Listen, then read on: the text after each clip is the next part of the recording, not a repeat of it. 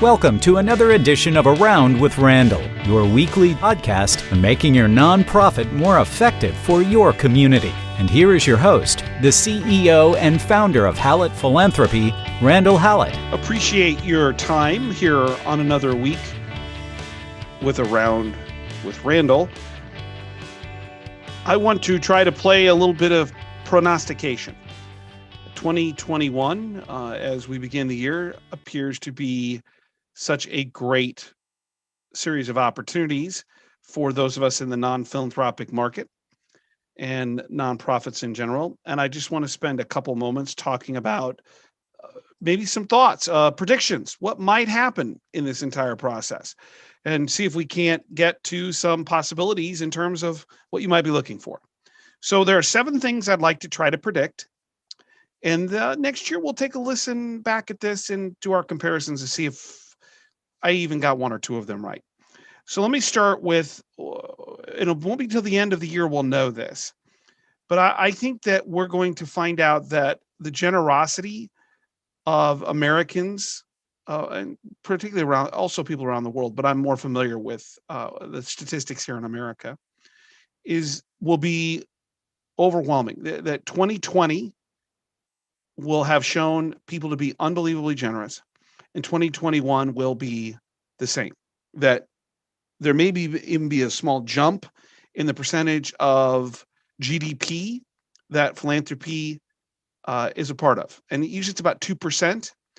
I might even think it might get closer to 2.3, 2.4%. But that comes with a caveat.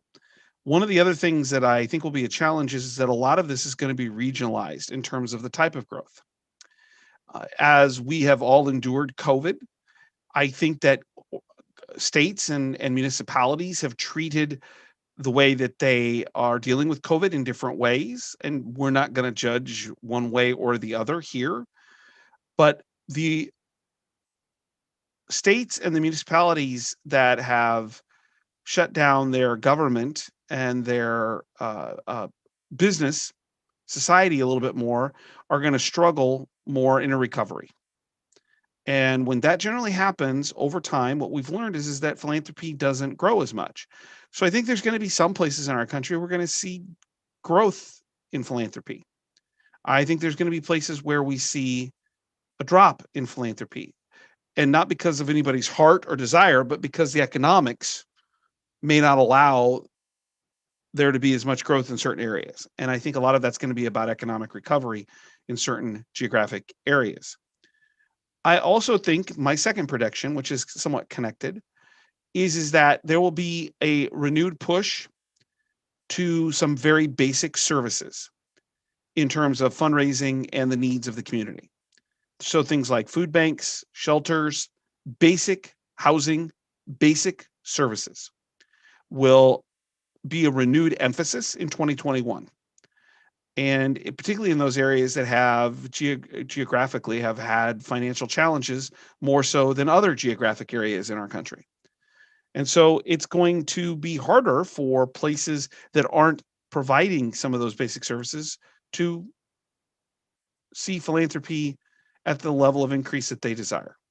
So things like case statements and things of that nature will be even more important about impact. So that's 2. 3, I think we'll see a growth in stock gifts. I think with the growth of the stock market for those who were invested during 2020 and into 2021, that the idea of giving stock and marketable securities will increase. That will exponentially be true if and when there is an increase to the capital gains tax that comes out of Congress and signed by the president. So my third prediction is that marketable securities will become more advantageous and a bigger part of philanthropic giving in 2021.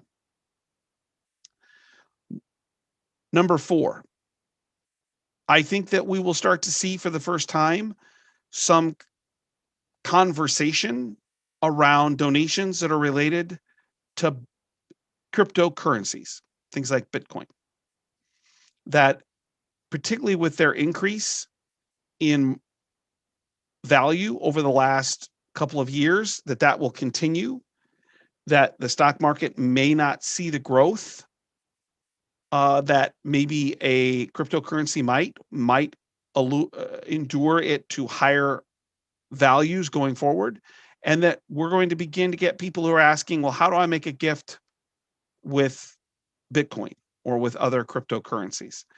And to be candid, I'm not sure nonprofits have the answer to this. Uh, but I think we're going to read articles about organizations trying to figure it out because there could be bigger gift opportunities and they've got to find a way to make that gift come to fruition. So number 4 is the idea of cryptocurrency being at the front edge of a paradigm shift in terms of giving opportunities. The 5th is probably the one I feel the most strongly about. I kind of try to tie these together by areas. I think that the major data breach regarding CRMs in one particular company is going to cause a ripple effect on several fronts. Number one, because of the 2020 election, this story, and certainly COVID, I think this story was not downplayed, but it wasn't covered as much. And as a result, you're going to see state attorney generals and further lawsuits. And the state attorney generals are going to become more interested in the effects of on this data breach on their citizens. There are already, I believe, 5 class action lawsuits. There will be more. They may be all joined together. But the issue of the data breach and the size and scope of it will become more prevalent. And internally, it's going to cause issues with compliance and IT with nonprofits who use vendors for analysis, for feasibility studies, for well screening, for likelihood screening.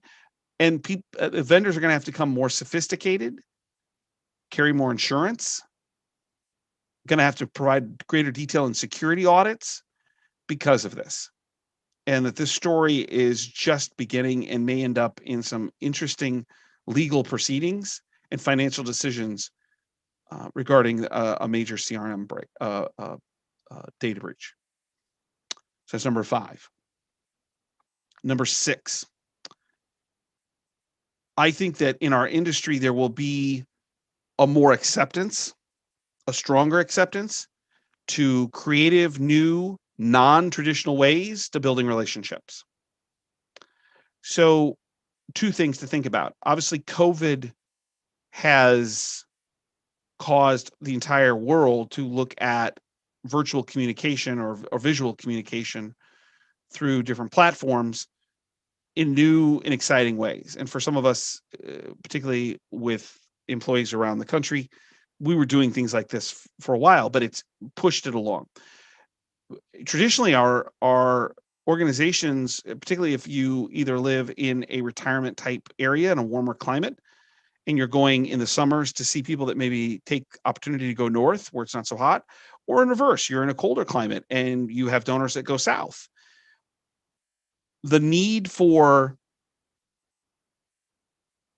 travel, budgeting for that, gatherings will begin over time in 2021 begin to diminish because we can use communications like this, like Zoom and GoToMeeting and WebEx and everything else that's out there, Teams, that donors are going to become more accepting of this. The second thing is that there's a wonderful book by Brian Polian, who is writing from the perspective of coaching football. He's an assistant coach at Notre Dame, but he wrote the book, about 110 pages, I think a little less than that actually, about the next generation and how technology has changed the way they communicate, that they can have a meaningful communication differently than I would view it via text messaging. And that's going to begin a conversation about, with younger donors, how do we solicit annual giving from a younger population?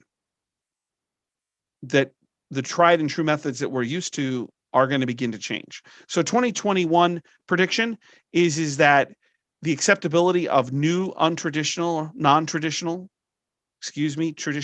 paths of fundraising will become more prevalent for both the major gift and annual giving market. My seventh and final is that we will begin to see a greater conversation about government nonprofit partnership. That as greater wholes develop, and we're seeing the idea of the K recovery or the bifurcated direction in which we see those that have and that have not, the governments are trying to figure out how in the world they're going to take care of those who are struggling to take care of themselves. And the efficiency or lack thereof in government is going to push them to want to do more things with nonprofits. And the communities that find a way to bridge that gap between the nonprofit and the government entity will be the ones that are most successful at taking care of their populations for those who are struggling on their own. So there's 7, and I'm going to throw in a bonus. I think you're going to see the first steps of smaller, private, in particular, colleges close and struggle with finances. That education coming out of COVID is going to look totally different, and that schools in 2021, you'll begin to hear the inklings of schools saying, we're not sure we can make it. And that may mean mergers of schools, and that may mean closures of schools. But this is going to be a year, particularly in the summer and fall, where schools are trying to figure out, and some won't, how to survive. So you get a bonus. 8 predictions. So the tactical pieces. So there was the idea of generosity increasing. Number 2 was the idea of philanthropic support being directed more towards basic services. Number 3 was the great increase in stock giving because of capital gains changes and the increase in the markets. Number 4 was acceptance of cryptocurrencies, or at least the conversation thereof. Number 5 was the data breach. Number 6 was the idea of non-traditional manners in which we communicate and maybe be able to solicit. Number 7 was the idea of partnership between the government and nonprofits, in particular in the space around basic services. And number 8 was private schools. So what's the tactical in all those things? Strategic planning is about figuring out answers to questions or being prepared for things you may not even understand or know. And I think it's worthwhile in a nonprofit office, and I wouldn't say this needs to be a month-long conversation, but if you were to listen to this podcast and hear these 8 maybe thoughts, and maybe 3, maybe 4, maybe 6 apply to you, are you having conversations internally that say, if this happened, how would we be ready for it? I don't think any of my predictions are crazy. I'm not sure any of them are going to be right. But I've learned that if you do this long enough, you kind of see trends. And I think some of these things are going to become really important conversation pieces in the philanthropic nonprofit world. So is there a conversation on any one or all of them internally to say, if this happened, how would we adjust? What are we ready for this? How would we adjust our messaging? How would we adjust our gift acceptance? How would we adjust data security? How would we adjust what we do if we're serving basic need in terms of outreach or partnership? Are there opportunities for you and your organization to take advantage of some of these things that may be coming down the pipeline? And you can't do that until you actually have a conversation and talk about it. You can guess, but it's much better to be proactive and be ready than it is to be reactive and just to follow. So the tactical is, why not have a couple conversations about a few of these and say, what would we do? What are our plans? Should they be a part of our strategic thought? Not changing what you do, but being prepared for what 2021 brings us. So a couple of reminders. Don't forget the website, www.hallettphilanthropy.com. That's 2 L's, 2 T's in Hallett, hallettphilanthropy.com. Send me an email. That's info@hallettphilanthropy.com if you have a suggestion for a topic, or if you totally disagree with everything I said. I've got a place where I want people to tell me I'm crazy, that they just think I, as I say, reek. Randall reeks. Send me an email at reeks, REEKS, at alletphilanthropy.com. Also, we're posting a lot of blogs, minute read every 2-3 days about the profession, about what's going on. We're actually going to do a series on how to get your board ready for new board members and beginning the year. So there may be something there that's of value, but there's tons of blog information. Check that out. Lastly, it kind of makes me sick to even say this, but forward this podcast on to others in the nonprofit world if you think it's helpful. Subscribe so you get it when it comes out. It's meant not to be a marketing tool, but a helpful piece, hopefully from someone with some gray hair who's been around the block 1 or 2 times to help you in your nonprofit. And at the end of the day, that's what we're here for. And that leads me into how I end every nonprofit or every segment, or podcast here of Around with Randall, is that this is a noble profession. You're doing amazing things. If you're in the philanthropic world, you're helping your organization meet the needs of your community. And that's never been more important, particularly as we have lived through this crazy 11 months thus far, 10 and a half months of COVID. People are hurting. People need help.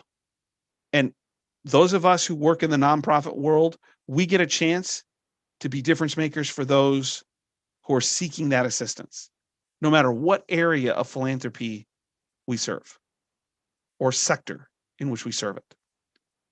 So remember my all-time favorite saying, some people make things happen, some people watch things happen, then there are those who wondered what happened.